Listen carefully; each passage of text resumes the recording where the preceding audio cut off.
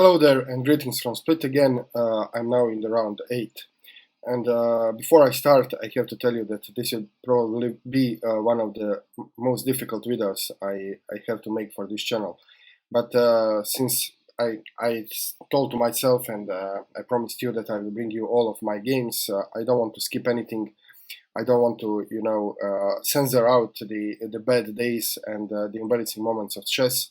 So I'm just bringing you everything as it is.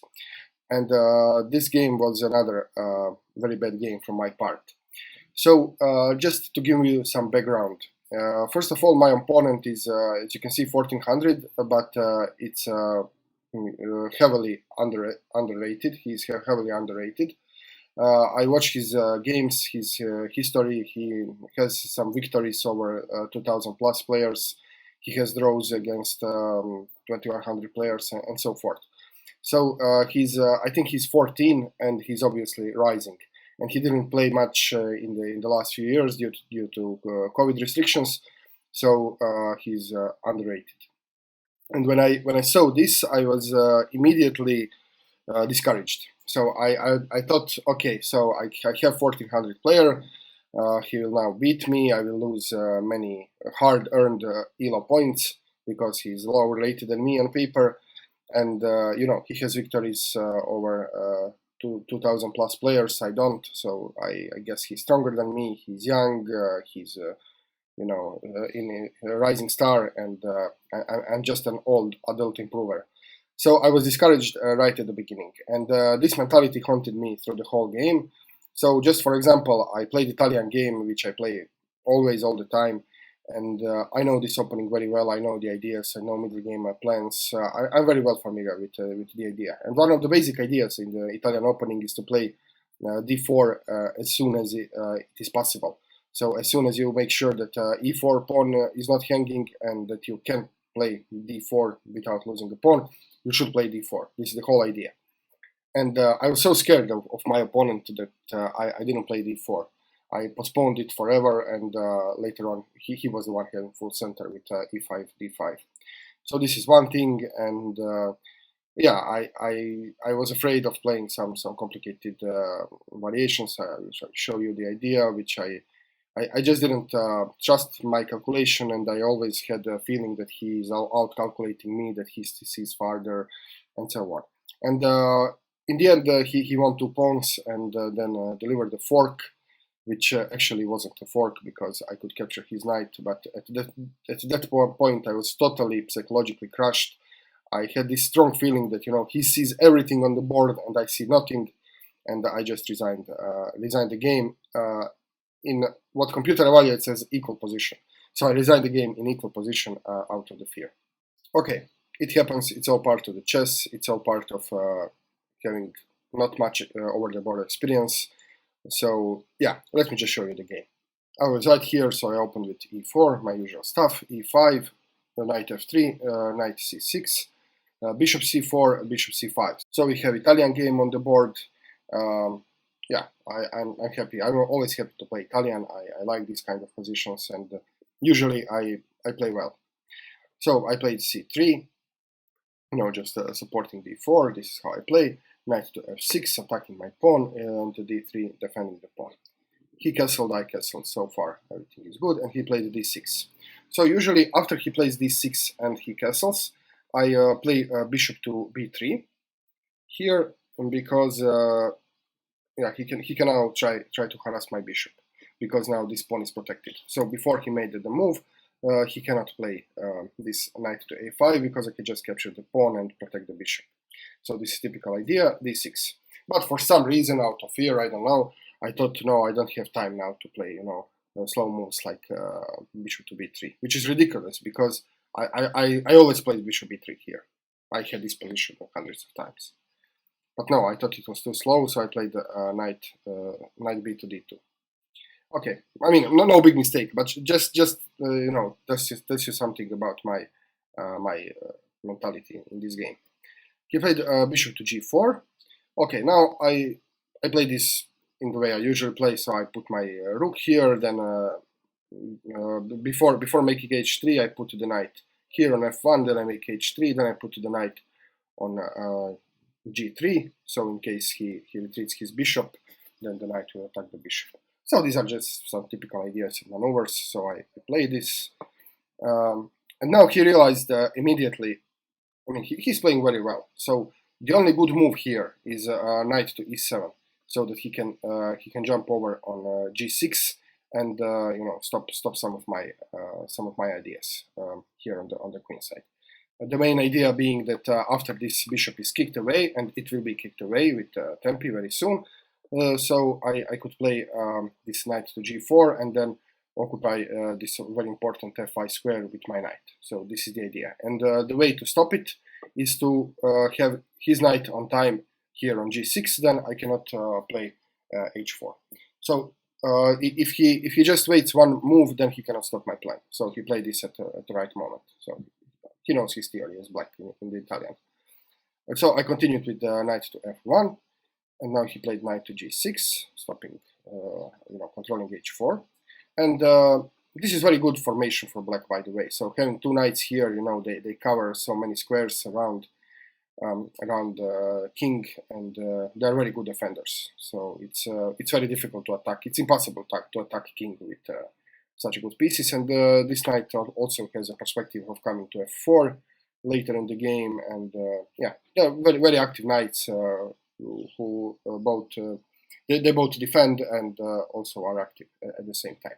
So I continued with my plan with h3, and he retreated his bishop to e6. So he didn't want to go to h5 and allow me this knight to g3 with tempo.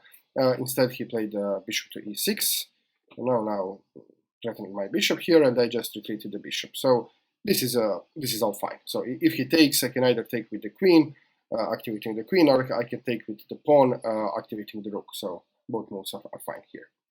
Rook to e8 was played here, and now this is the first moment in which I have to play d4. So like I said in the introduction, the whole point of Italian game, having the pawn on c3 and having the knight on f3 and having the rook on e1, which covers this e4 pawn, is to play d4 as soon as possible. And now it's possible because this knight is no longer here. It went on the other side of the board. So if you count the attackers, 1, 2, 3, and the defenders 1, 2, so it's safe to play this move. Even if the knight is here, it will still be safe to play d4. So when you can play d4 safely, you play d4. And I know this, but for some reason, against fear and overestimation of my opponent, I was afraid. I knew that if I play here d4, he will take, and then the bishop will retreat. So I was kind of afraid of this bishop. I don't know. I'm never afraid of this bishop. I'll always play d4 here in these positions. Okay, so I wanted to get rid of this bishop with such silly move, bishop to e3, which is okay. It's a playable move, but it's too slow, and this is not the way I usually handle Italian games. So if he takes, I can just activate my knight. So he didn't take. He just retreated the bishop. So if I wanted to get rid of the bishop, the consistent way would be to play, to just take the bishop. But okay, I guess I didn't. I mean, it's fine to call this tangent. It's not a problem. So I was still thinking about d5, but now d5 is a problem because you can see why this move is not good. Because now the e4 pawn is not protected. So e4 pawn is now protected with the rook, and I can play d4. He cannot take the pawn because it's protected.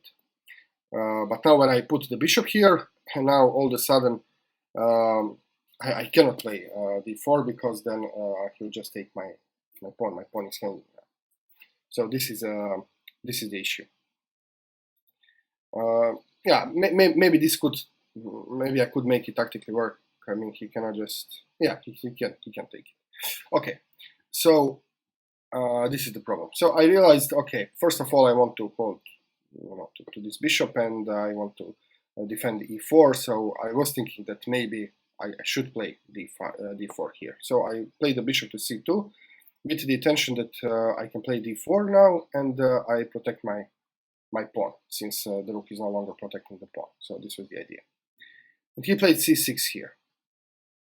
So I thought that he played c6 because he wants, if I take the bishop, he wants to activate his queen, which is true. But I missed another purpose of this move, and this is obviously to play d5. I missed this. And why did I miss this? Because I didn't follow my algorithm. So my algorithm is whenever your opponent plays a move, you need to ask yourself which squares does the piece attack. So this is the piece, he played the move, so my eyes should be immediately drawn to these two squares, which are now controlled by my opponent, and previously they weren't. So yeah, by realizing that he's now controlling d5, I should have anticipated d5 move, but I didn't. So I had another idea. I was thinking, I played this knight to g5 now.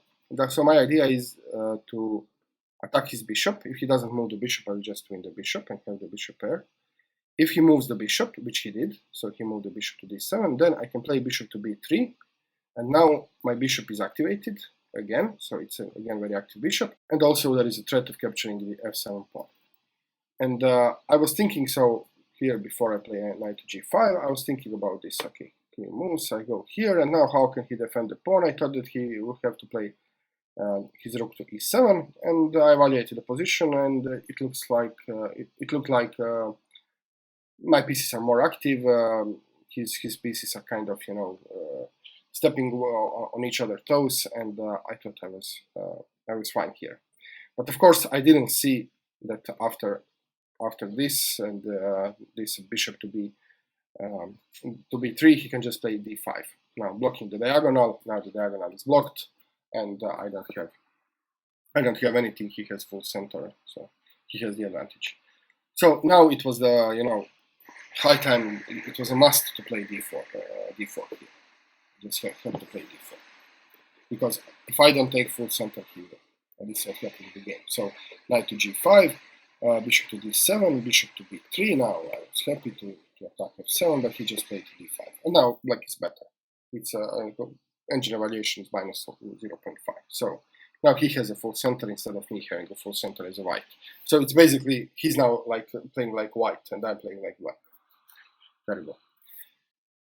Okay, so now my pawn is attacked twice. Yeah, it's defended twice, but this knight can easily be harassed, so I had to take the bishop now, just to protect this pawn, and this is correct decision. He take with the queen, and yeah, now I activate my knight to e3. Okay, I was aiming for f5 square maybe. Okay, I thought the knight was good here. It would be better to play knight to g3 as I intended originally, but okay, knight to e3 is a fine move. He now plays h6, kicks away my knight back to f3, and now he played bishop to e6. So now he will again neutralize my Italian bishop. So I played knight to f5 here. I thought, okay, it's an active move, knight on f5. I was thinking maybe of playing knight to h4 later on, challenging this knight, and yeah, I had some plans. Maybe I'll look for a f4 break or something after the king moves away. So I had some ideas here, but I missed his ideas. So first he centralized his other rook, so you can see his position is now great. All his pieces are playing; they're very active, centralized, and so forth. And now he's X-raying my queen, and I have to move my queen away, and also, well, I have to take care of this pawn after some exchanges here and so forth. So my candidate moves here. I have to move the queen, where queen to e2 and queen to c2. And again, I didn't apply my own algorithm. So if you know the algorithm I'm talking about, if not, you can just type algorithm in the search on my channel. You will find the video. So one of the questions you have to ask yourself as a part of blunder check is if I move the piece, can the piece be captured or harassed or attacked? Okay, so if I look at the candidate move, this queen to e2, my question should be, can the queen be attacked?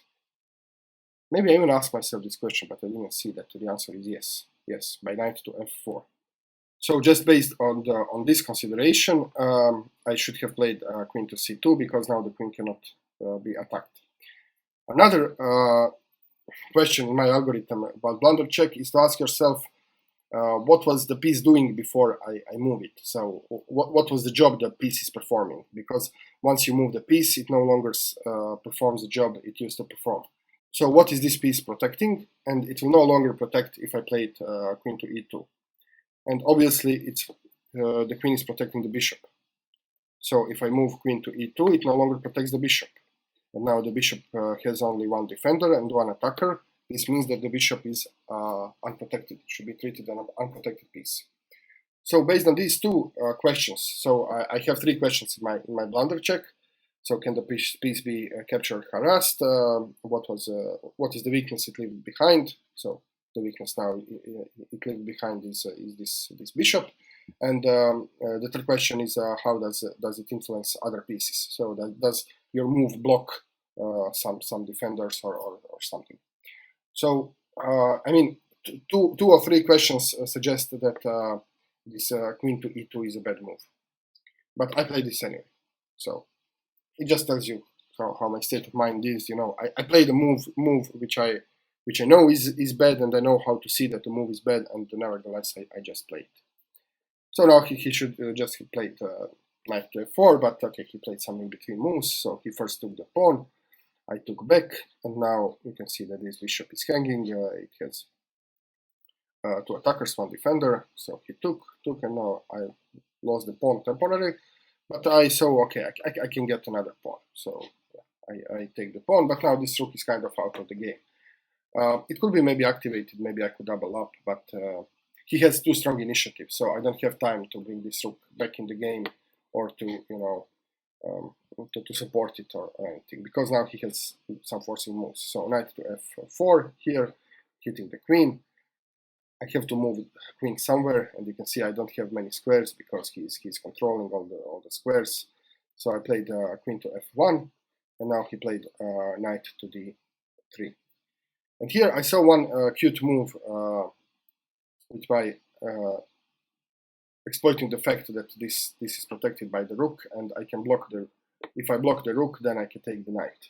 So I was considering the move, this knight to d4, you know, which blocks the rook, and now I can take the knight. If he takes with the pawn, I can just take the knight, or if he takes with the rook, then I take the rook. If he takes, I take. We are okay with this exchange. But I was calculating this move, and I couldn't calculate this queen to c4 response. And then I checked it with the engine, and it's still playable, but it's very complicated. So the correct idea here, the correct move order is first to attack this knight, exploiting the pin of this queen. But now he can take b2 and protect the pawn. So I have to play queen to b1 again, attacking the knight. And after he takes the knight, I take back. And now if he wants to save his knight, he has to play knight to a4, and then I have the initiative with e5. But it's very murky. So yeah, this is why I didn't play this. But I consider this, and okay, I give myself credit for this. So I decided to play passively here. So rook to b1, you know, defending the pawn. If he takes, then his knight will be pinned. So I was just defending here, and yeah, it's the worst thing you can do. Once you start playing moves like you know, rook to b1, then it's over. Of course, I didn't see that again, my algorithm. So whenever you move a piece, you have to ask yourself what weakness does the piece leave behind, or what job did the piece perform before I move it. So this rook is obviously protecting e4. Once I move the rook, he just takes e4. I missed this. I didn't see this. And now at this moment I mentally resigned, because now I'm a pawn down, and this pawn will fall. So I will be 2 pawns down, and yeah, I just felt totally crushed, and I felt that I don't see anything and my opponent sees everything. So I just played some quick moves, you know. I resigned here in my head. So I played the rook to a3, you know, wanting to bring the rook in the game, which actually is not such a bad move, because I'll show you later why. So he went back queen to b6, and now this pawn is pinned, and you know, he just take it. So I'm out of the moves here. I don't know what I should play. I'm completely, you know, I cannot stop him coming here to f2. So okay, I played c4, which is a okay move because it's actually a very nice move because I'm threatening to play b4 and c5 later on, and maybe have the outpost for my knight or something. And also I'm now activating the rook over the third rank. And this could give me some counterplay if I wasn't so mentally crushed at this moment. So here he played, I think, knight d to f2, okay, capturing the pawn. Now he's 2 pawns up, and also there is this cover check threatening, so I played king to h2, and now he played knight to d2. And I saw only the fork, and I was like, oh, okay, I missed the fork again, and I just resigned the game. I was so mentally crushed that I resigned the game. I didn't even see that I can take the knight, of course. And if I just hold my senses, and if I took the knight, the game would be almost equal because I would have a huge initiative. But yeah, it's difficult to describe. So losing one pawn, losing second pawn, I didn't see this, I didn't see that. I played this silly queen to e2. Then I played this silly rook to b1, and he's just crushing it. He's just coming forward, and he's winning my pawns. He's threatening all kind of stuff here. And then when he played this move, I was like, okay, I give up. I don't want to be tortured anymore. Like I said, I didn't even consider that I can just take the knight. And the engine says it's about equal. Maybe black has a slight advantage. Because even though black is 2 pawns up, if you just play several moves, so if I take, let's say he takes back with the rook, then I can activate my rook. So this was actually a good idea to put the rook here with the tempo and then to play c4, and now I have rook to g3. Suddenly I'm attacking this pawn with 2 of my pieces, and if he plays g6, now this pawn is hanging. So I can get some of the material back very easily. So the engine says here is a good move, queen to e1, attacking the rook and the knight, and now already he has some troubles. He has to find some very accurate moves because any mistake could cost him a lot. So the best move here would be rook to d3, and now I can just take this with a check. And if he goes here, I can just come back with a check, because this is pinned all the time. And now if he removes, then I can continue playing chess. But you can see that I have after the exchanging, I have some nice prospects here. It's not lost. I'm just a pawn down, and I have some activity. Yeah, but you need to have mental strength for playing these kind of positions, and I was out of strength at this moment. So yeah, I resigned here after this fork.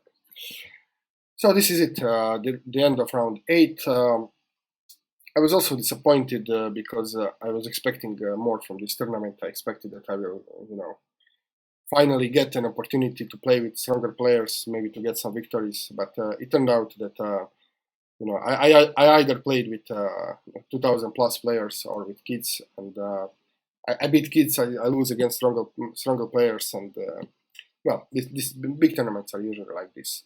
So I was a little bit disappointed. Of course, I resigned the game, and yeah, tomorrow is the last round. So stay tuned. I will show you the game, the last game, and also give you some afterthoughts. Thank you very much for watching. Thank you for staying with me. Thank you for following me on this journey and being supportive in your comments. I really appreciate it. So see you soon. Cheers.